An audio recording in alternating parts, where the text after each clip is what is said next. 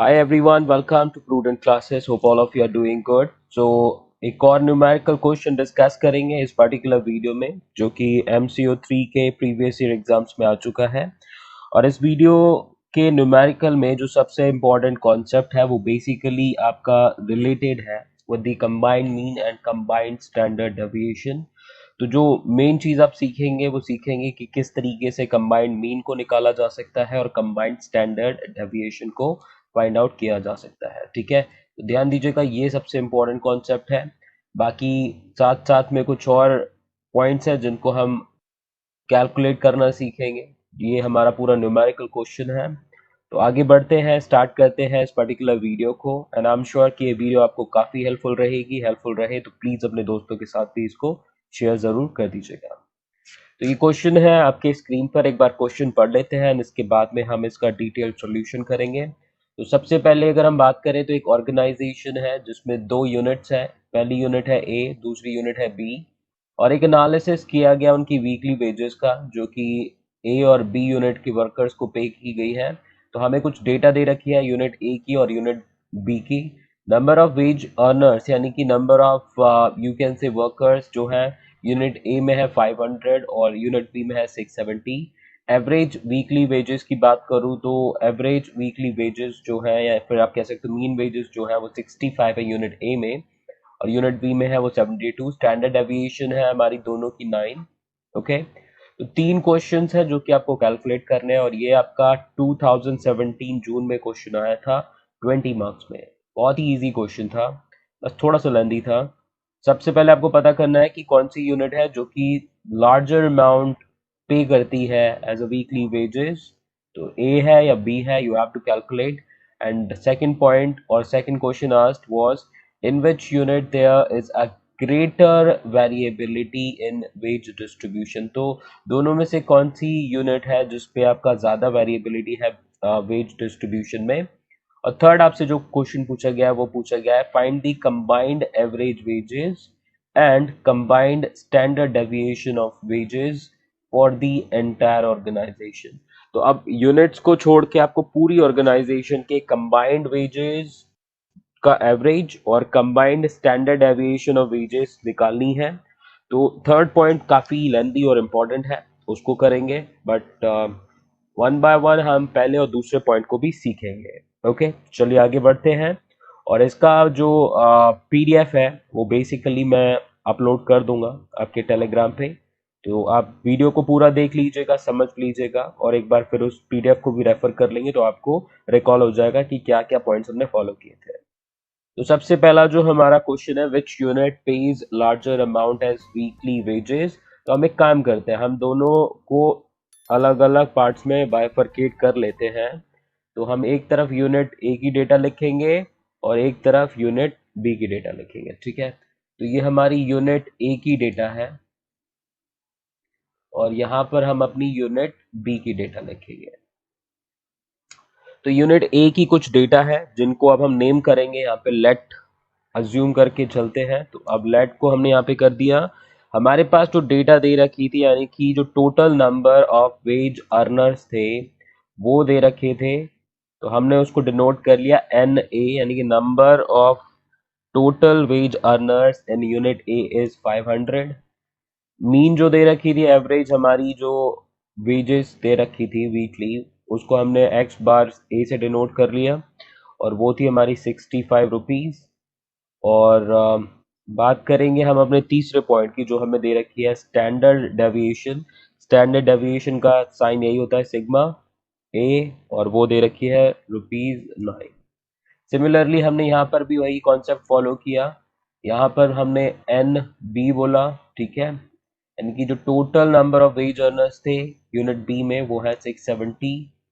X बार जो average weekly wages हैं B की वो है आपकी 72 रुपीज।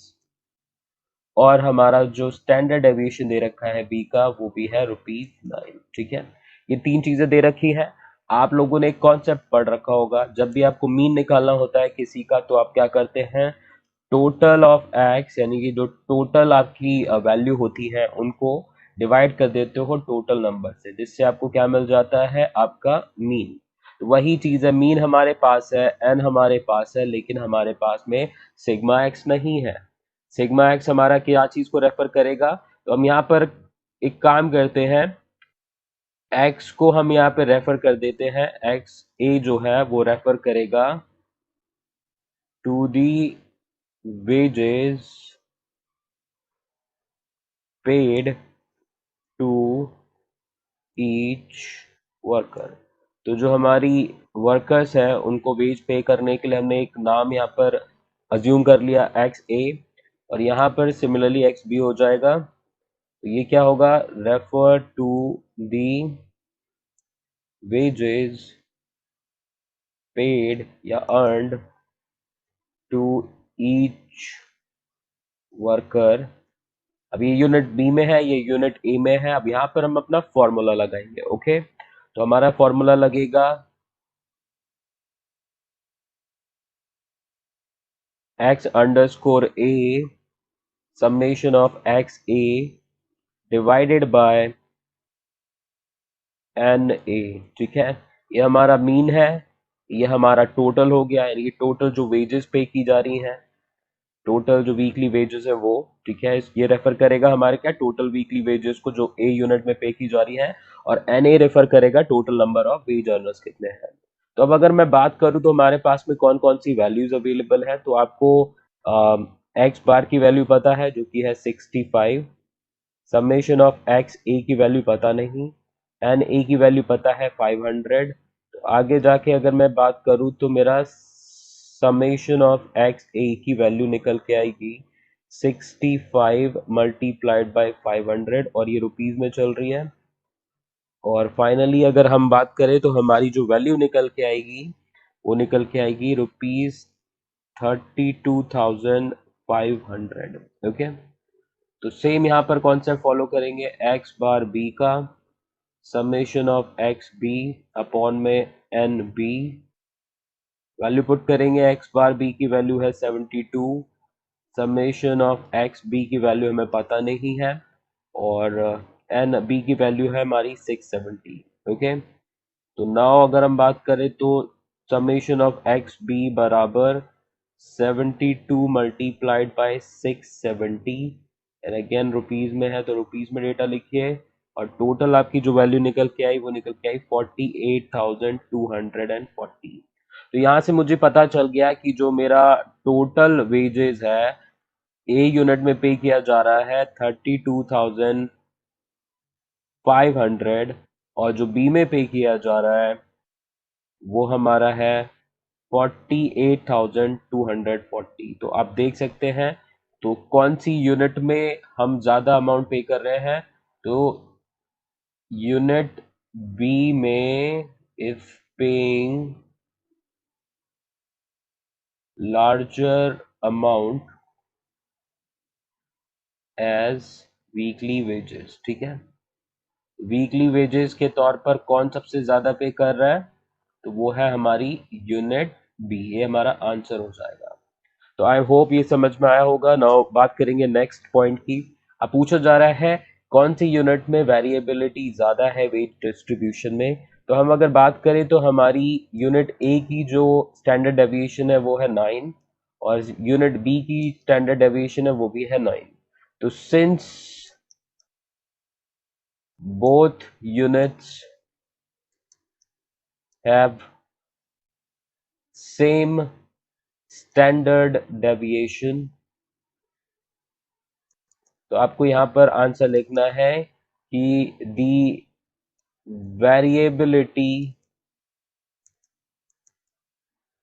in wage distribution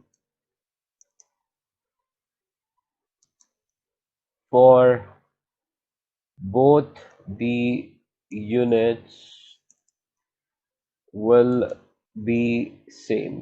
अब जब हमारा स्टैंडर्ड डेविएशन सेम है तो जो वेरिएबिलिटी है वो भी कैसी हो जाएगी, सेम हो जाएगी। आंसर टू भी खत्म, बहुत सिंपल था। नाउ बात करेंगे अब combined average wages and combined standard deviation की, तो थोड़ा सा फोकस दीजिएगा। अब हम निकालेंगे सबसे पहले कंबाइंड एवरेज वेजेस। ठीक है, तो हम पहला फोकस कर लेते हैं calculation of combined average wages. ठीक है, यहाँ पर हम कैलकुलेट करने वाले हैं कंबाइंड एवरेज वेजेस को। कंबाइंड एवरेज वेजेस के लिए अब हम क्या करेंगे, यहाँ पर ये रहा हमारा मीन का साइन, तो एक्स बार ए बी कर दिया क्योंकि दोनों को कंबाइन कर रहे हैं। फॉर्मूला लगाएंगे n A multiplied by x bar a plus n b multiplied by x bar b divided by n a plus n b, यानी कि यूनिट वन के जितने भी वर्कर्स हैं प्लस यूनिट बी के जितने भी वर्कर्स हैं, यूनिट ए के वर्कर्स मल्टीप्लाइड बाय जो हमारा मीन है एवरेज वीकली वेजेस है वो ए यूनिट की, और बाकी है बी की डेटा। ठीक है, तो सेम यहाँ पर डेटा को पुट कर देंगे। ओके, तो एन ए की वैल्यू है 500 और ये हमारी जो है वो है 65, एन बी की वैल्यू है 670 और इसकी वैल्यू है 72। यहाँ पर आ जाएगी एन ए की वैल्यू 500, यहाँ पर 670।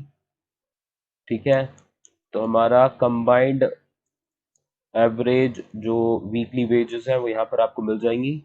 तो अब इन सबको मल्टीप्लाई कर लीजिए 32,500। डेटा ऑलरेडी हम निकाल चुके थे तो इतनी आपको मेहनत करने की जरूरत नहीं है। आप अगर प्रीवियस पेज पे भी चेक करेंगे तो आपको ये वाली डेटा तो मिल जाएगी। ठीक है, जैसा कि हमने पिछले सबसे पहले पॉइंट पे निकाला था, ये रही और ये रही, तो सेम डेटा को आपको यूज करना है यहाँ पे। तो अब टोटल हमारा कितना निकला, तो यहाँ पर अब टोटल कर लेते हैं। टोटल हो जाएगा 80,740 और ये हो गया 1170।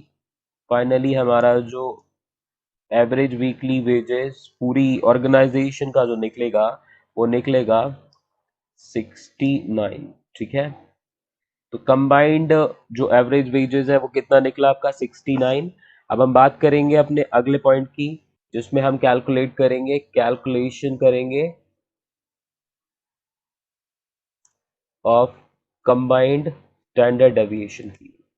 ठीक है, और ये पूरी ऑर्गेनाइजेशन के लिए होगी, तो आप लिख सकते हैं कंप्लीट ऑर्गेनाइजेशन के लिए we are going to calculate the combined standard deviation.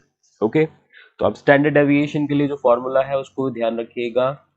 ठीक है, सिग्मा ए बी, अब दोनों को कंबाइन कर रहे हैं अंडर स्कोर में या स्क्वायर रूट में आपको डालना है, यहाँ पे square root N A multiplied by sigma A का स्क्वायर, ध्यान दीजिएगा सिग्मा ए का स्क्वायर है ये, plus n b multiplied by sigma b का स्क्वायर ब्रैकेट क्लोज प्लस में, ये देखिए ये फॉर्मूला ना थोड़ा सा बड़ा होगा, आपको ध्यान रखना है, और अंडर रूट में आपको उसको लिखना है एन ए। ठीक है, एन ए मल्टीप्लाइड बाय जो आपका मीन है ए का वो माइनस जो कंबाइंड मीन निकला अब उसको आप माइनस करोगे और इनका स्क्वायर लोगे, प्लस अब ये इसे एन बी के साथ चलेगा मल्टीप्लाइड बाय ब्रैकेट यहाँ पे क्लोज करो, और ये हो गया आपका x bar B minus combined आपका मीन क्लोज स्क्वायर और ये ब्रैकेट क्लोज। ठीक है, और ये आपका यहाँ पर आपको लेना है n a plus n b. I hope इतना आपको समझ में आ गया होगा। तो अब हमारा कंबाइंड जो स्टैंडर्ड डेविएशन है हमारा कंबाइंड ए बी के लिए, तो अब उस पर वैल्यू पुट करने की जरूरत है। वैल्यूज को बहुत ध्यान से पुट कीजिएगा, इजी है बट थोड़ा सा लेंदी है।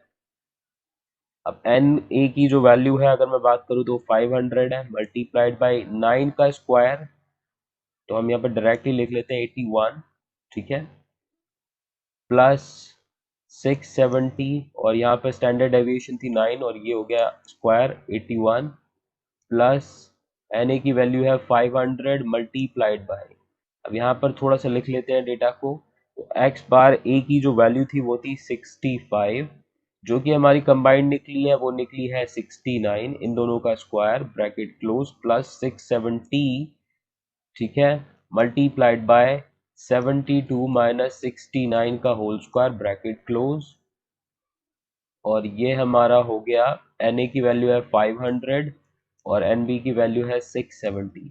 Okay, again sigma a b की वैल्यू कितनी हो गई, अंडर रूट में, अब ये 500 और 81 को जब मैं मल्टीप्लाई कर दूंगा तो मेरी जो वैल्यू आ जाएगी वो आ जाएगी 40,500, प्लस में वैल्यू लिखेंगे इसकी तो उसकी आएगी वैल्यू 54,270 प्लस, अब ये ब्रैकेट हम थोड़ा सा ओपन नहीं करते, यहाँ पर कर लेते हैं। तो 65 में से अगर 4 गया तो होता है -4, -4 मल्टीप्लाइड बाय 2, सॉरी -4 का अगर आप स्क्वायर करेंगे तो आ जाएगा 16 प्लस 670, सेम प्रोसीजर यहाँ पे 72 में से 69 घटाए तो 3 बचे, 3 3 जा होता है आपका 9, और इन दोनों का टोटल हमें पता ही है 1170, क्योंकि हम पहले भी कर चुके हैं। अब हमारा जो है सिग्मा ए बी, अभी सॉल्यूशन नहीं हुआ, अभी भी क्वेश्चन बाकी है। 40,500 प्लस 54,270 प्लस, अब इन दोनों को मल्टीप्लाई कर लेंगे तो हमारा आंसर आएगा 16 5 80, 8,000 प्लस यहाँ पे मल्टीप्लाई कर लीजिए तो आंसर आएगा 6,030 और फिर again divided by 1170। A b का स्क्वायर अगर हम बात करें, अब टोटल ले लेते हैं इनका, टोटल निकलेगा आपका 1,08,740 और ये 1170 है। आगे का आंसर अगर हम बात करें तो आपका डिवाइड करके निकलेगा 92.94 और जब आप अंडर रूट को भी ओपन कर लेंगे तो आपका फाइनल आंसर निकलेगा 9.64। ठीक है, तो ये आपकी क्या है, combined SD of the organisation और कंपनी, जो हमारी कंपनी है उसके दोनों यूनिट्स की कंबाइंड है, तो 9.64 विल बी द आंसर। ठीक है, तो 9.64 हमारा एसडी का आंसर हो गया।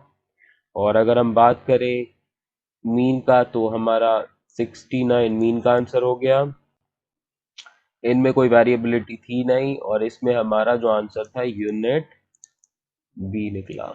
ठीक है, तो आई होप ये जितने भी हमने न्यूमेरिकल्स अभी पॉइंट डिस्कस करे वो आपको समझ में आए होंगे। किसी भी पॉइंट में डाउट हो तो एक बार वीडियो को दोबारा देख लीजिएगा, वीडियो अच्छी लगी हो तो लाइक कीजिएगा, टेलीग्राम को भी ज्वाइन कर लीजिएगा जहां पर आपको उसकी पीडीएफ मिल जाएगी, और आपकी कोई क्वेरी हो तो आप टेलीग्राम पे भी पूछ सकते हैं, नहीं तो इंस्टा पे डायरेक्टली कनेक्ट कर सकते हैं। चैनल सब्सक्राइब नहीं किया तो कर लीजिएगा जिससे फ्यूचर वीडियोस की आपको नोटिफिकेशन भी मिल पाए। Thank you so much for watching, perform best in your exams, bye bye.